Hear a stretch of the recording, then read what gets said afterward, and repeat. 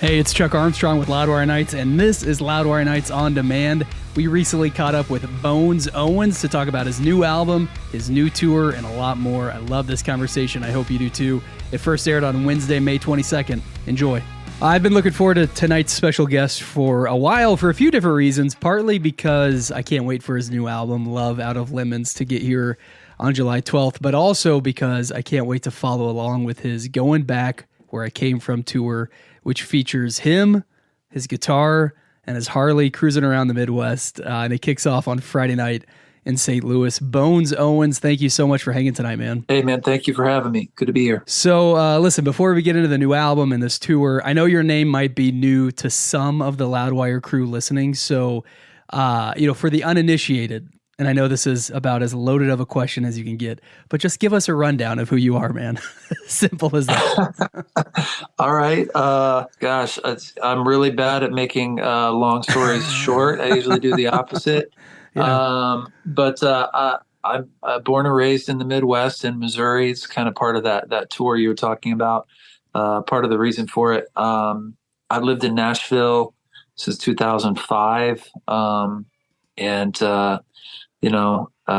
I've worn several hats, played with different folks over the years, and now for the last, 7 or so years have been focused on this project, on myself, I guess I should say. Bones Owens. Right on, man. Right on. And, growing up in Missouri, what were you listening to, man, that inspired you to want to be a musician, want to be a rock star that led to where you are today? Well, I'm a product of the 80s and 90s, and some of the last eras of real rock stars, some might argue.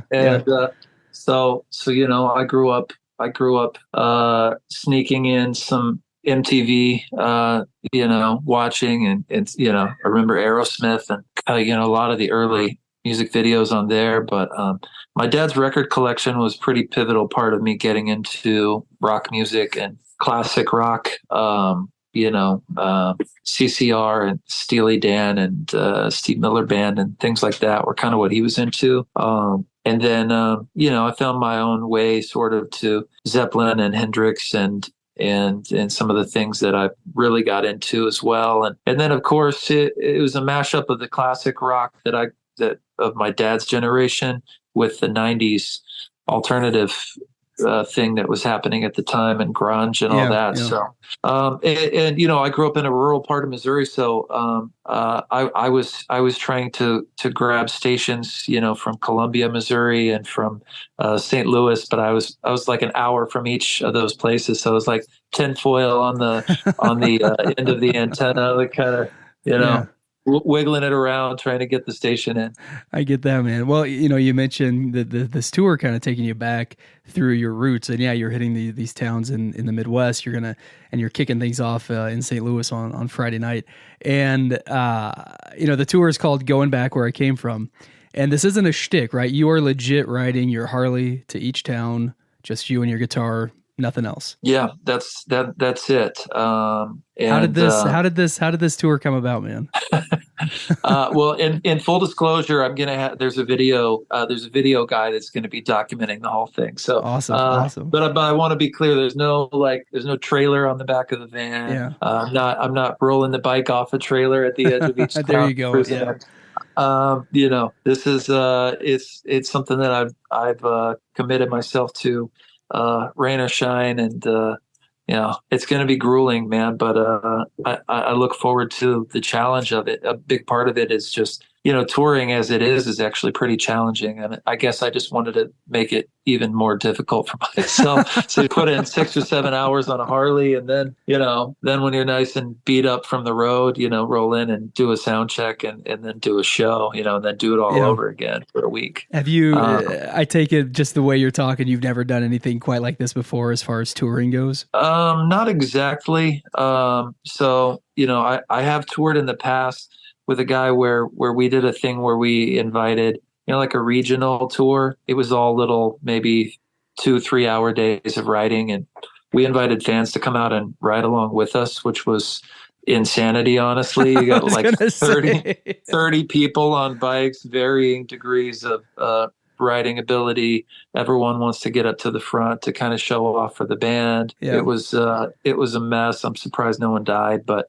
we did a couple tours like that. But I always just had romanticized this idea of just doing it on my own, and I've certainly gone and done some longer haul solo motorcycle rides. Just haven't incorporated the live show element into it. So this is kind of I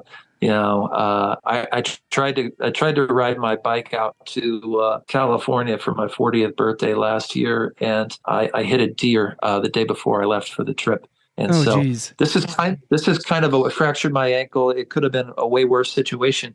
This was kind of my excuse to like get back on the bike, do some kind of a long haul thing, but sort of break it up and do these shows. And yeah, so that's kind of this. It was kind of this tour was kind of my giving myself an excuse to get on Yeah. back on the bike and put some miles in. Well, and kind of a 40th belated 40th celebration now, right? Sure. I expect it to feel a little bit like a celebration on this tour, Yeah. for sure. I love that, man. Just thinking about this and hearing you talk about it, it kind of makes me think of, hearing those old stories of guys like Jerry Jeff Walker or Steve Earle, hitchhiking across Texas to Nashville to see shows, to move, whatever that is. And I don't know, man, maybe the next tour is you and your guitar with your thumb out on the side of the road hitchhiking. Yeah, maybe I've got to one up myself and make it even more difficult each time. Yeah, that's it, man. How can you make this even more uncomfortable? So after this tour, you'll just have a few weeks before the release of your next album, Love Out of Lemons, officially out on July 12th. We were very excited to play the first single off of it, Get It On, the night it came out. Do you think that track is representative of the rest of the album? Thank you for spinning that, by the way. Yeah, I think so. I think it's largely it is kind of a rock and roll album. It's kind of, it throws back to some classic rock types of things. And so yeah, these first two singles are very much in the on the more rocking realm of the album. It somewhat stays in that gear. There's a couple little nods to maybe some soul R&B kind of more groovy things, but largely it is, yeah, it's a rock album. Well, I love the sound of it and what I've heard from the rest of the record too, man, because just hearing you talk about growing up in Missouri and really having your dad's record collection kind of, set you up for what was to come, that melding of classic rock with that 90s alternative sound, whatever, and sounding like garage rock and all of this stuff kind of mixed together. It comes through, and so it's cool to hear that your roots in classic rock and alternative rock, and just kind of hear it all mesh together into this, the sound that is Bones Owens and nothing else. Yeah, thank you, man. Yeah, it is there is something to that, man. I think the simplicity of something like the classic rock thing of someone like the Kinks or something like that, just the garagey element along with the grunge thing from the 90s. It wasn't too complex, it was just to the point, and there's some infectious songs that just have a few chords, and it's simple. I like that formula. I don't like to overcomplicate. I overcomplicate my own life in a lot of ways, but I try not to overcomplicate music. And so those are the places I pull from. Well, I get that, man, and I love the energy of the music too, but I'm curious, as we're talking about this tour that's coming up, how does that sort of high energy rock that you're making on the album, how does that translate to your live show when it's just you and your guitar and nothing else? That's a great question, and I've been sitting we'll find out here, in a couple days. I've been sitting down here in my basement trying to figure it out. And I do have a confession to make about the tour. So the initial idea was, yes, it's just me on a motorcycle, and then it was like, okay, but we got to bring a video guy to document this. And then I was like, well, the video guy actually needs to be able to film me while we're rolling down the road at times. He can't do that while driving. So then I'm like, okay, someone's got to drive him. So I called up my drummer, Doy, last week, and I said, hey man, he owns a tattoo shop here in Nashville. He's a busy guy when we're not on the road, and even when we're on the road. And I was like, do you happen to have this week available? because we need someone to drive. My Sprinter is like huge. I know that he can handle it. And so I'm like, he's like, yeah, I think I can make that work. And I was like, well, while you're at it, yeah. Well, so I should say this: the last stop of the tour of that tour is in Maryville, Tennessee, at a Harley dealership, and we're doing a show. All the rest of these are like headline small club shows. We're doing a Smoky Mountain Harley Davidson in Maryville, Tennessee, with the Steel Woods, and that's a full band show for us. And so I was like, logistically, I had some things to figure out. How am I going to get the guys out there?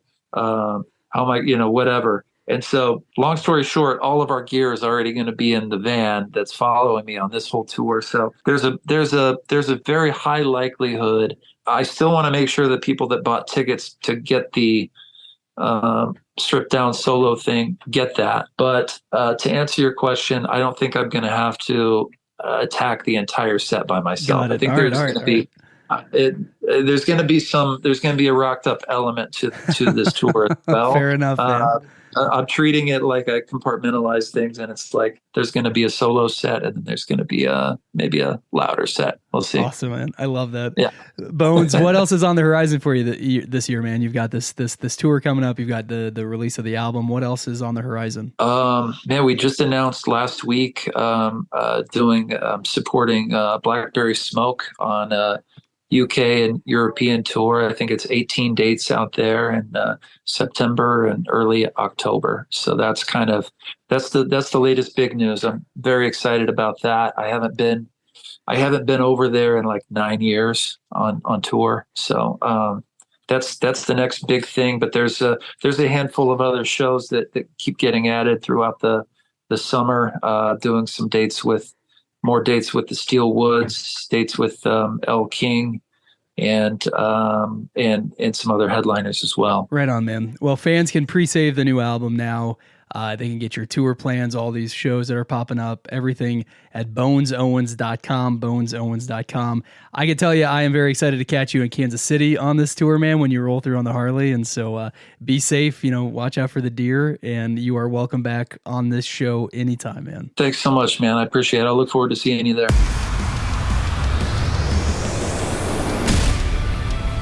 That wraps up this episode of Loudwire Nights on Demand. Stay caught up with everything happening in the world of rock and metal on the Loudwire app and at loudwire.com.